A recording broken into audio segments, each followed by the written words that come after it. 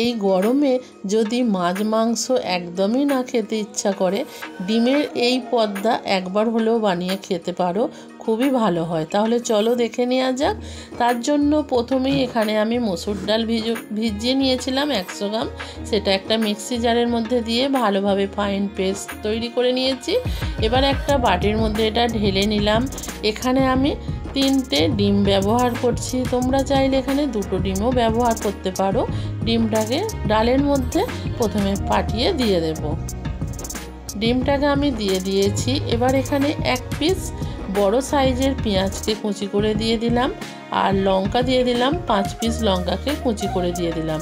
1 চামচ আদা রসুন বাটা দিয়ে দিলাম, আর দিয়ে দিলাম স্বাদ মতো লবণ, হলুদ গুঁড়ো 1/2 চামচ, চাট মশলা গুঁড়ো দিয়ে দিলাম 1/2 চামচ।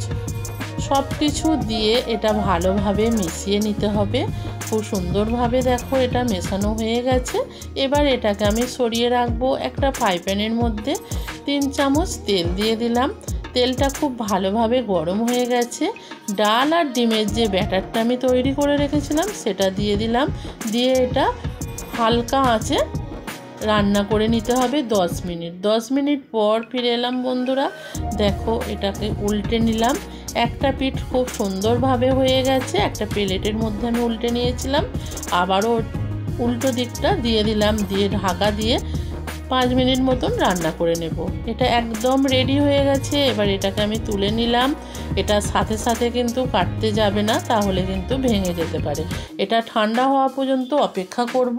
ততক্ষণ এদিকে আমি রান্নাটা কিছুটা করে নেব। একটা কড়ার মধ্যে তেল দিয়ে দিয়েছি। তেলের মধ্যে দিয়ে দিলাম আলু, লবণ আর হলুদ গুঁড়ো দিয়ে আলুটাকে ভালো করে লাল লাল করে ভেজে নেব।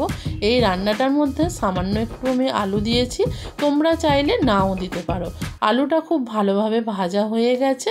এবার ওই তেলের মধ্যে ফোড়ন দিয়ে দেব তেজপাতা, শুকনো লঙ্কা আর এলাচ, দারচিনি, এগুলো দিয়ে দিলাম। আর দিয়ে দিলাম 1/2 চামচ গোটা জিরে। দিয়ে ফোড়নটাকে খুব সুন্দরভাবে ভেজে নিয়েছি। এবার আমি এখানে দিয়ে দেব 1 পিস বড় সাইজের পেঁয়াজকে কুচি করে রেখেছিলাম, সেটাকে দিয়ে দেব। দিয়ে পেঁয়াজটাকে খুব সুন্দর করে আমি ভেজে নেব। পেঁয়াজটা ভাজা হয়ে গেছে। এবার আমি এখানে বেটে নিয়েছিলাম টমেটো আর কাঁচা লঙ্কা।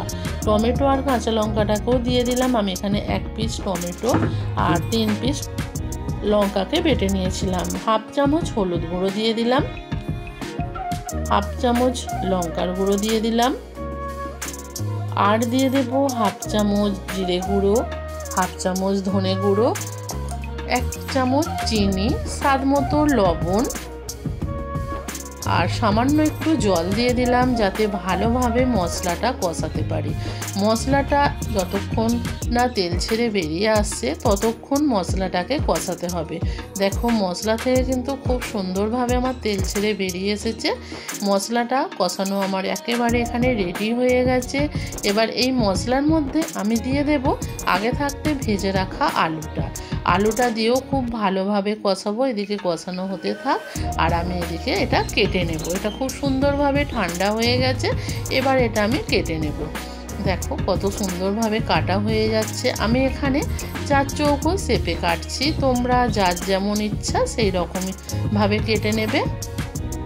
এই রান্নাটা একবার হলেও করে খেয়ে দেখো বন্ধুরা। মাছ মাংস না ভালো লাগলেও এই রেসিপিটা অবশ্যই ভালো লাগবে, এটা তোমাদেরকে আমি বলছি। দেখো কতটা নরম হয়েছে। এবার এখানে মশলাটা আমার কষানো হয়ে গেছে আর আলুটা কিন্তু আমার এখানে 80% সিদ্ধ হয়ে গেছে। এবার আমি এর মধ্যে দিয়ে দেব জল। জলটা গরম জলটা ব্যবহার করবে বন্ধুরা। গরম জলটা দিলে রান্নার স্বাদটা কিন্তু খুব সুন্দর হয়। তার জন্য আমি এখানে গরম জল ব্যবহার করলাম। এখানে একটু বেশি পরিমাণেই জলটা দিয়েছি, কারণ যে ডিমের ধোকাগুলো তৈরি করে রেখেছি সেটা এই গ্রেভিটা একটু টানবে, তার জন্য। দেখো খুব সুন্দরভাবে আলুটা ফুটছে আর গ্রেভিটাও খুব সুন্দরভাবে ফুটছে। এবার আমি এখানে দিয়ে দেব ডিমের যে ধোঁকাগুলো করেছিলাম সেগুলোকে আমি দিয়ে দেব। দিয়ে ভালোভাবে এটাকে মিক্সড করে নিলাম। খুব সুন্দরভাবে এটা আমার মিক্সড করা হয়ে গেছে। এবার আমি এখানে এটা ঢাকা দিয়ে রান্না করে নেব 10 মিনিট। 10 মিনিট রান্না করে নেব, কিন্তু গ্যাসের ফ্লেমটা আমি এখানে লো করে দেব।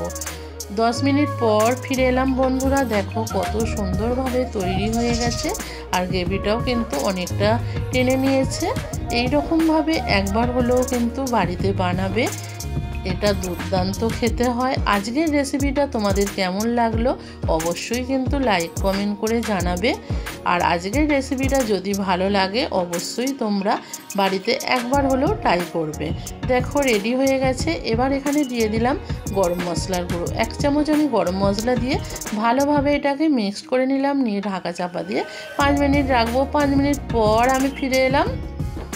তাহলে বন্ধুরা দেখেই নিলে, আজকের রেসিপিটা যদি ভালো লাগে অবশ্যই চ্যানেলটাকে সাবস্ক্রাইব করে দেবে।